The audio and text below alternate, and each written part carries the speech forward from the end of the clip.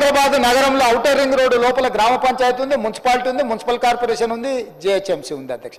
4 రకాల పరిపాలన వ్యవస్థలు ఉంటే ఎవడు తోసినట్టు వాడు చేస్తుంటే దేనికి పొంతన లేకపోతే ఔటర్ రింగ్ రోడ్డును మొత్తాన్ని inside of outer ring road core urban reason అని తీసుకొచ్చి గ్రామ పంచాయతీలో, మున్సిపాలిటీలో, మున్సిపల్ కార్పొరేషన్లో అన్నిటిని ఒక యూనిట్ కింద తీసుకొచ్చి కోర్ అర్బన్ రీజన్ మొత్తం నెట్ జీరో సిటీ కింద కాలుష్యాన్ని నియంత్రించాలని 3000 ఆర్టీసీ బస్సుల్ని ఎలక్ట్రిక్ బస్సులను తీసుకురావాలని, ఎలక్ట్రిక్ వెహికల్స్కి 0 ట్యాక్స్.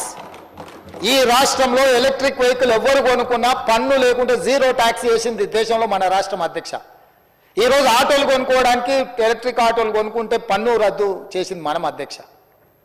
ఈరోజు నాలాలు, రోడ్లను, చెరువులను, కుంటల్ని ఆక్రమించుకుంటుంటే చెరువులను ఆక్రమించుకున్న వాళ్ళ మీద పోయినప్పుడల్లా పెడబొబ్బలు పెడతారు అధ్యక్ష. ఎందుకంటే వాళ్ళు కదా ఆక్రమించుకున్న చెరువులు మాయమైపోయినాయి, మింగేసింది అధ్యక్ష చెరువులను. ఆ మింగేసిన చెరువులను పునరుద్ధరించాలని చేస్తే గగ్గోలు పెడుతున్నారు అధ్యక్ష వీళ్ళు.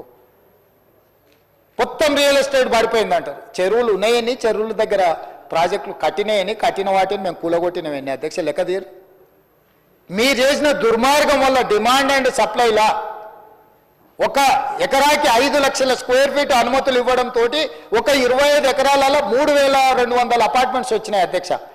ప్రతి అపార్ట్మెంట్కి 3 కార్లు వేస్తే 10,000 కార్లు ఒక 25 ఎకరాలలో ఉంటున్నాయి అధ్యక్ష.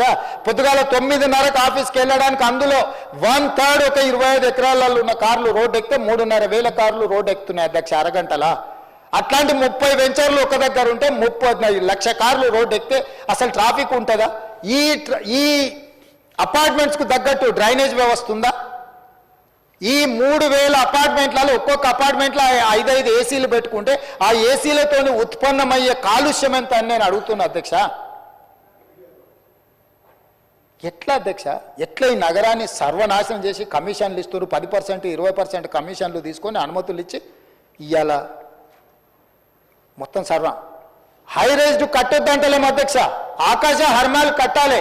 గతంలో కాంగ్రెస్ పాలసీ తెచ్చింది. ఆకాశ హర్మాలు కట్టాలంటే విడుతు తగ్గాలి, పొడుగు పెరగాలి, ఓపెన్ ఏరియా ఎక్కువ ఉండాలి. ప్రతి ఎకరాకు ఎంత స్క్వేర్ ఫీట్ నువ్వు అనుమతిస్తున్నావు అనేది లెక్క అధ్యక్ష, ఎంత హైట్ పోతున్నావని కాదు. ఒకప్పుడు 125,000 150,000 స్క్వేర్ ఫీట్ అనుమతి ఉంటే ఒక ఎకరాకి.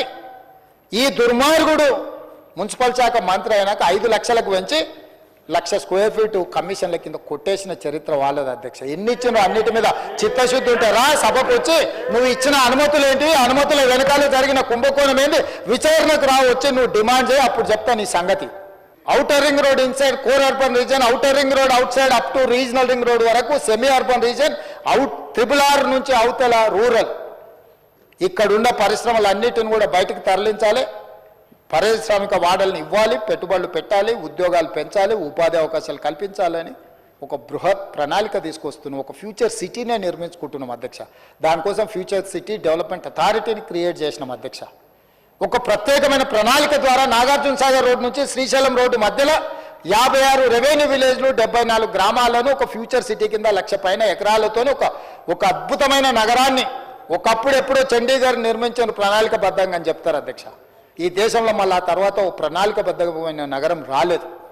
అమరావతిలో వాళ్ళు ఏదో ప్రయత్నం చేశారు, అది ఆగిపోయింది. ఈరోజు మనం ఒక ఫ్యూచర్ సిటీ డెవలప్మెంట్ అథారిటీని క్రియేట్ చేసి ప్రపంచ దేశాలతో పోటీ పడే ఒక గొప్ప నగరంగా నెట్ జీరో సిటీ, కాలుష్యం లేని పర్యావరణ పరిరక్షణతో ఒక సిటీని నిర్మించాలని ఇలా ప్రయత్నం చేస్తే దానికి కాళ్ళు అడ్డం పెడతారు అధ్యక్ష. HMDA చేస్తే దానికి కాళ్ళు అడ్డం పెడతారు అధ్యక్ష. అసలు అంటే ఏది జరగొద్దు అంటారు అధ్యక్ష. నేను ఒకటే మాట అడగదలుచుకున్నా అధ్యక్ష, పరిశ్రమలు రావద్దు, అభివృద్ధి జరగొద్దు, నగరాలు నిర్మించొద్దు, మూసీని ప్రక్షాళన చేయొద్దు, మెట్రో విస్తరించొద్దు, రీజనల్ రింగ్ రోడ్డు ఇవ్వద్దు, రీజనల్ రింగ్ రైలు వద్దు, డ్రై పోర్ట్ వద్దు, ఆంధ్రప్రదేశ్లో ఉండే పోర్ట్కి dedicated national highway, greenfield national highway వద్దు, రైల్వే లైన్ వద్దు, ఏది వద్దు అని అంటే తెలంగాణ రాష్ట్రం దివాళా తీయదా అధ్యక్ష? చూశారు కదా, ఇలాంటి రియల్ ఎస్టేట్కి సంబంధించి మరిన్ని వివరాల కోసం మా రియల్ ఎస్టేట్ టీవీని సబ్స్క్రైబ్ చేయండి.